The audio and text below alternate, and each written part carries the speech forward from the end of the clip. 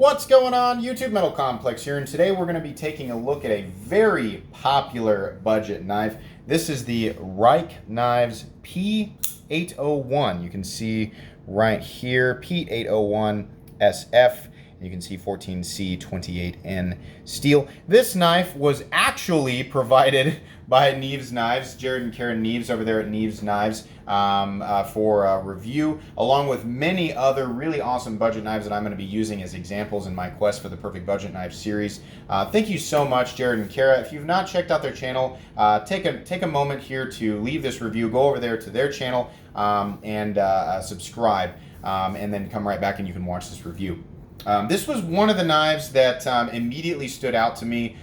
This is a knife that Nick Shabazz has reviewed and a lot of people are familiar with. And so I was like really excited to get it out and hold it and play with it. And definitely something I'm excited about. So I'm going to be really interested to let you guys know what I think. If you're interested in purchasing this knife for yourself after the review, there is a link in the description. Go ahead and get a measurement here from tip to scale. Tip to scale, you're looking at just a hair under 8 inches. Yeah, like 7.9 inches overall. I'm sorry, from tip to the back of the scale. From tip to the front of the scale on blade length, you're looking at about 3.5 inches, maybe just under. Right here, definitely. Right here, maybe just a little bit over, depends on where you're measuring from. The actual cutting edge, you're looking at 3.3, 3.4 inches there right in front of the sharpening choil. How about up against the Ontario Rat Model 1 for a size comparison? Rat 1 coming in at 8.6 inches overall, so you can see they're quite a bit bigger than the P801. Spyderco PM2 coming in at 8.3 inches overall, just a little bit bigger there. How about up against the Benchmade Griptilian, or in this case, the Ritter Hogue? Ritter Hogue coming in at 8 inches overall. So you can see there, the Ruike has a more slender profile, but it's just about the same length as the Ritter Hogue. How about up against the Spyderco Para 3? Para 3 coming in at 7.25 inches. Definitely shorter, but again, the Ruike's carry profile is one that's a little bit more slender, not quite as tall, so still a little bit smaller there. Let me give you guys an example of the action. This knife is absolutely running on bearings. Keep in mind, this is a user. Jared and Kara have let me know that every single one of the budget knives they sent me are users. The action is phenomenal. Considering how much this knife costs, which I'm going to go ahead and tell you, I found it for 28 bucks. There's two variants of this that I've seen. There's a black washed version, which is just like this. It's exactly the same steel, but it's black washed, like both on the handle and the blade. That one goes for about 33. This one goes for 28, 29 bucks. Call it 30 bucks. The action is phenomenal for a $30 knife. You got to give it a little bit of a shake there, but I'm not feeling any grittiness. I mean, it's definitely a knife that readily deploys. The detent feels heavy enough to deploy, but not too heavy. Nice clicky detents. Really happy with that. How does it deploy with the thumb studs? Just fine. Can I get the reverse flick with it? I don't know. I haven't actually tried on this knife. Kind of. There's not really a lot of room to get your finger up under there. I don't know that they really intended for it to be that way. For anybody using this knife left-handed, wanting to deploy it that way, you definitely can get the meat of your finger under there. Somebody who's better at doing the reverse flick than me, you might be able to get that. Yeah, I can kind of get it. If you get the meat of your finger up underneath that stud, you can definitely do it. This is a full steel frame lock. So despite it being, fairly, not super big and fairly slender, it's going to be heavier than a knife that was made out of titanium.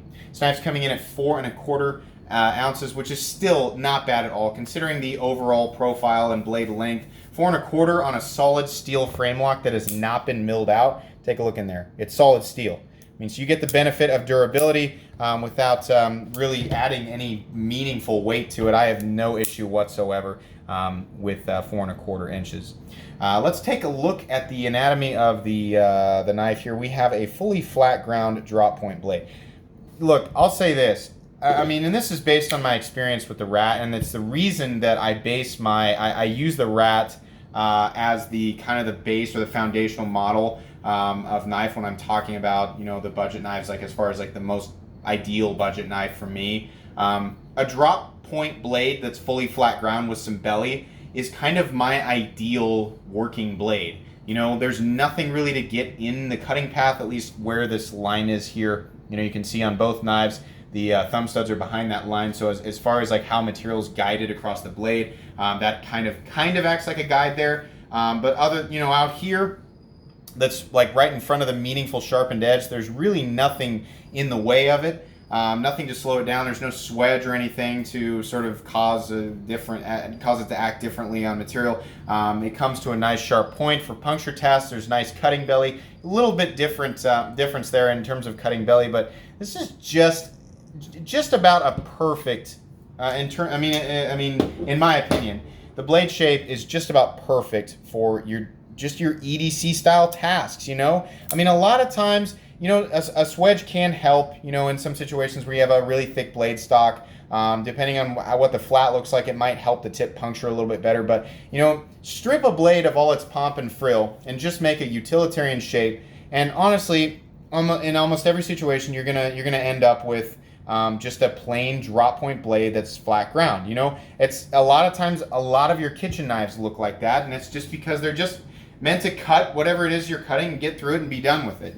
It's not the most ideal blade shape for every conceivable circumstance, but is it going to be pretty good for a lot of different things? Yeah, I have no complaints about the blade shape whatsoever. It looks nice. Combined with the tumbling that's on this is great. It's just great. Not super sharp up here. The tumbling knocked down those corners a little bit, but it's about what you'd expect. It's not going to be like that. It's not like the edges on the Para 3 that have been much knocked down a lot better. It's okay. It's not super sharp. I'm not a big fan of all these codes. What is this? FCWEEC00511. Come on. Does that really need to be on there? Not that big of a deal, but come on. P801-SF is fine, I guess. The 14C28N. They chose the most boring font you could possibly imagine. And there's also a little triangle that's with I don't know what that is. It's not that big of a deal. It's just annoying. It makes it look so manufactured. Just stamp and then they move it on. I don't like that. I don't mind this. It really makes me want to pronounce it Ruike, which I think a lot of people want to pronounce it that way. It's pronounced rake, apparently. That's weird. But whatever, I'm not going to judge it for that. That's the name of it. The thumb studs have some sort of heat, something done to them where it looks like anodizing. I would imagine that is just a product of, heat being applied. It looks like might be a similar situation going on with the pivot collar. Definitely a similar situation with the pocket clip. Sometimes that's like a titanium nitride coating, or I don't know exactly what that is. Much like anodizing on titanium, if you've ever looked at the thumb studs on a very loved Sebenza, the standard Chris Reeve Sebenza 21, you'll see that the anodizing has worn off. That's simply going to be the case with a heat treatment like this. In fact, I would imagine it's probably less durable than anodizing. That's fine. It really doesn't matter. This is a $28 knife. It kind of looks nice. It's kind of shocking to me that that element is on a knife like this. It looks nice. I don't have an issue with it. There is meaningful jimping up here. The jimping is actually pointed in a direction that allows you to get real traction on the back of this blade, and that's nice. It's very comfortable. It's not super aggressive. It works just fine. Very, very nice chamfering all the way around. The scales have been nicely chamfered. Everything is a uniform light tumbling. It's more matte than reflective, but there is slight reflectivity, and it looks really nice. It just does. The entire handle is nice and rounded off and comfortable and looks nice.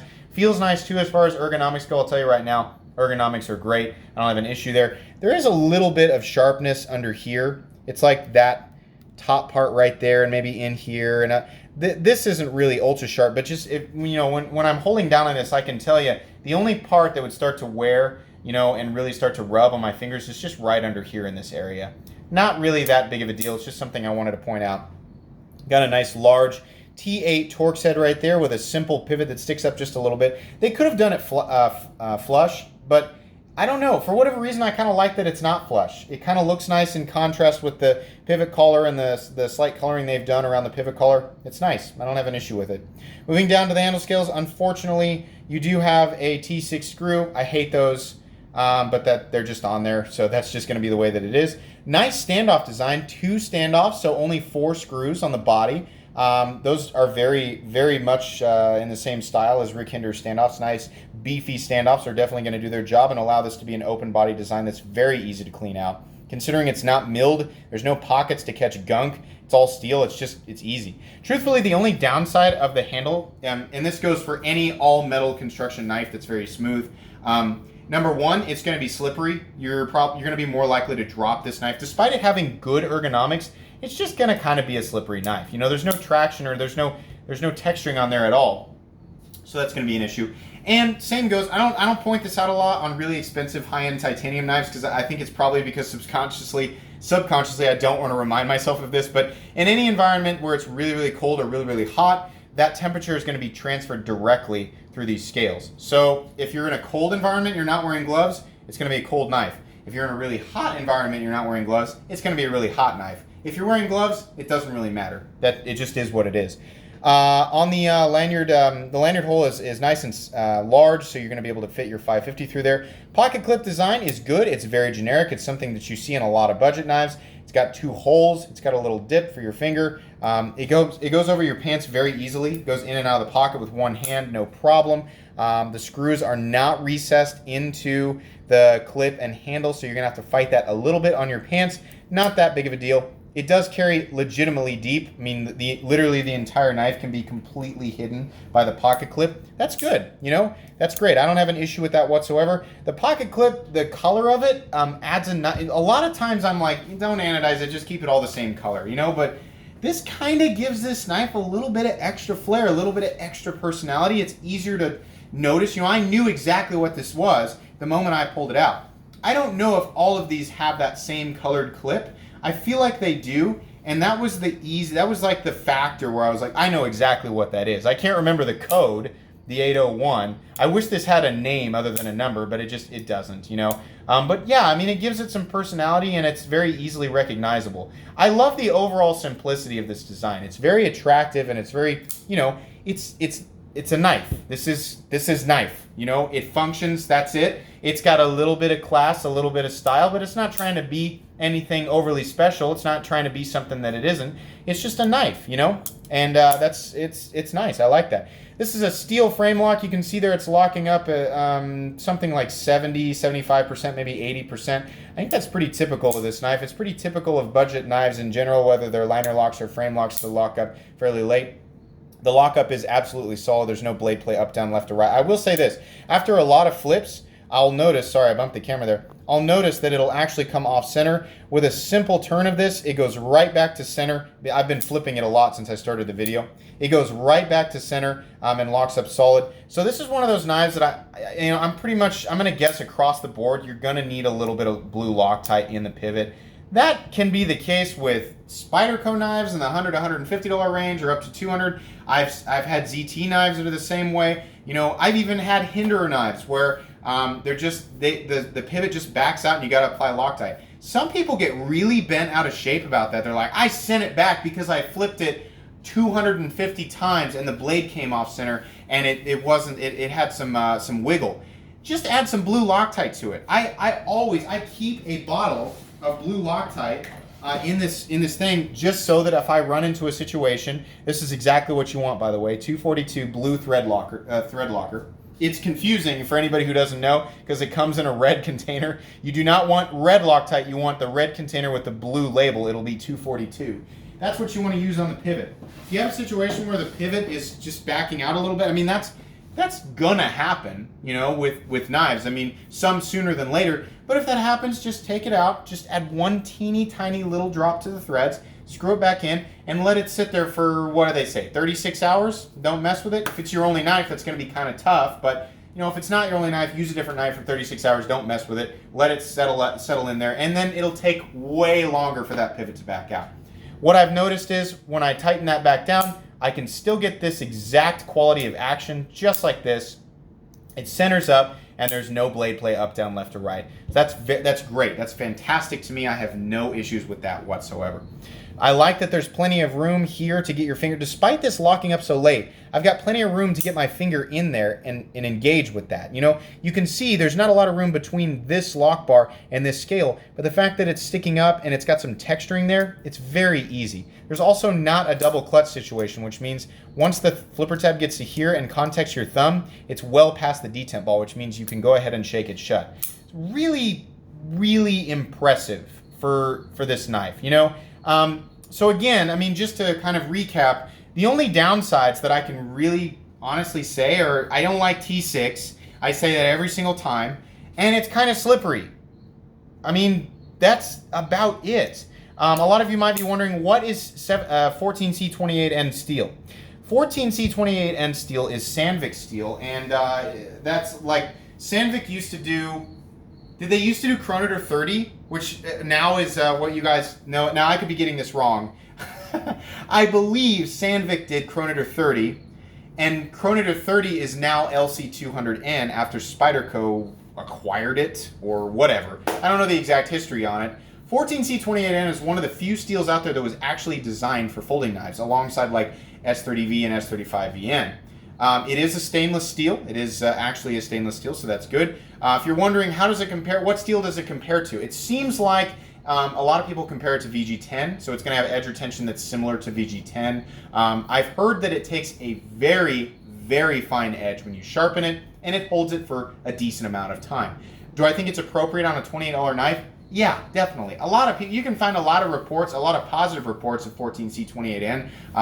On Kershaw's budget line, they use it in their SpeedSafe USA line, knives that run between like 30 and 60 bucks. A lot of people really like it. It's plenty good for this price range. If it acts like VG10, I still see VG10 on knives that are 75 bucks. I have no problem with this steel on a $28 knife. I think that's great. I mean, literally, guys, I don't know that there's a whole lot to point out. If you guys are wondering about the landing zone, it's nice and smooth back here, so you can do this all day. It's never really going to mess with you. It's just nice. You know, this isn't a knife that has a steel lock bar insert. It is steel on steel contact, so I would imagine that lock bar is going to last for a really long time. Once it wears all the way over, it's going to be a situation where you just buy another knife. But given the build quality and what this is, the fact that it's steel and what it's made out of and the tolerances and everything, this is a knife that could easily last somebody for 10 years. At 28 bucks, yeah, it's 100% recommendable. Absolutely. If you like this knife and you want to buy it, you know, you can use you can buy it wherever you want. If you want to support my channel, use my link down in the description. But I can absolutely recommend this to everybody. This is going to go on 2 playlists. It's going to go on my budget knives that I like, or cheap knives that I like, and also my most recommended knives playlist. This is awesome. I'm really happy for the opportunity to take a look at this. If I was going to make one change to this knife, if I could make one change to it to make it better, I'll eat the T6 screws. If they have to be on there, I'll eat it. Add a little bit of texturing. I wish some of these budget companies who do these steel frame locks would just do like a faux bolster thing and add some checkering right here. I couldn't imagine that would be difficult, and it would add some much needed traction to this and make it all that more enjoyable, because then I wouldn't feel like I was going to drop it. But yeah, this is a great knife that'll serve anybody well for a really long time. I think this would make a great gift. You know, if you want to get your dad or your brother or your sister or your mom or somebody a really nice pocket knife to carry with them every day, or keep in their vehicle or whatever, you know, considering legalities in your area, I think this would be awesome. Really, really great. Fantastic. That's going to be pretty much it for today's overview and review of the Ruike P801. If you guys enjoyed this video, please leave a like. If you'd like to check out my other content, I do of course have lots of videos of knives that are either expensive or inexpensive that I do or don't like, so check those out. And if you enjoy all my content, then go ahead and click on that metal complex logo right here and subscribe to my channel, because there is definitely more coming. Thanks again for watching, everybody, and have a great day.